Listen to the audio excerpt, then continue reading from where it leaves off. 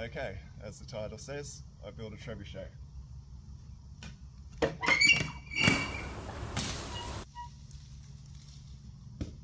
And it works.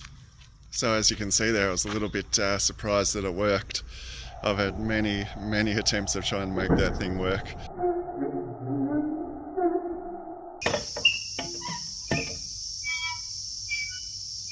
And it doesn't work. I'll quickly show you how I went about making it, and then we'll go from there. So I don't have any fancy computer programs, so I'll just draw out the shape that I want, set my bevel to the angle, set the drop saw to the angle of the bevel, and then I start cutting my pieces. Now I want to do a halving joint because I thought that might look pretty cool, so I set the drop saw to half the depth of the timber and then make a series of small cuts. Then I get a chisel. If I had a sharp one, I'd use a sharp one. Don't have a sharp one, just use this one. Chip out the bits. Then I fire up the trusty old power hacksaw, start cutting up some threaded rod, which I'm going to use to bolt the thing together. Now here I'm marking out the holes where I want to put the bolts, drill the holes, pretty straightforward. Slap the bolts in, tighten them up, repeat the process. So now I mark out where my swing arm axle is going to go, put that in there, drill a hole for the counterweight, and then we start putting it together. Here's the swing arm that I'm talking about, put that on there,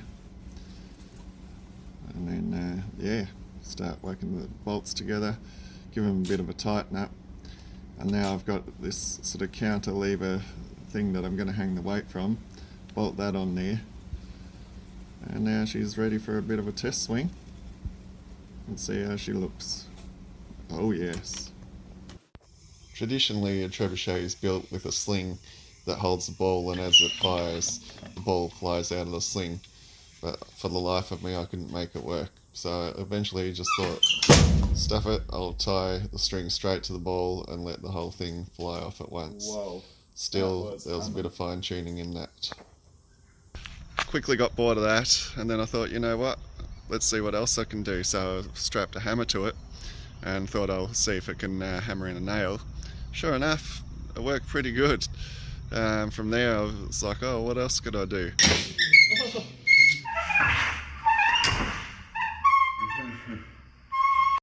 So then I found an old tennis racket, strapped that to it, and then yeah, tried to automate a system where I could throw the ball, have the ball come up, and then the racket come through and try and hit the ball in mid-air. Well, I'm not an engineer and I'm not that smart, and to tell you the truth, it wasn't really working that well.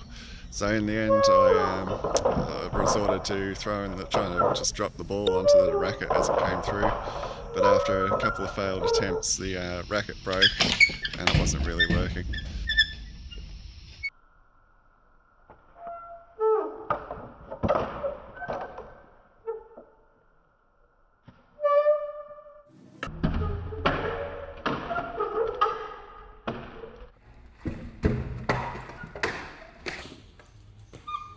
So anyway, I've got a few other ideas that I might do in the future, so you might just have to tune back in one day and see how we're looking. Alright, thanks for watching.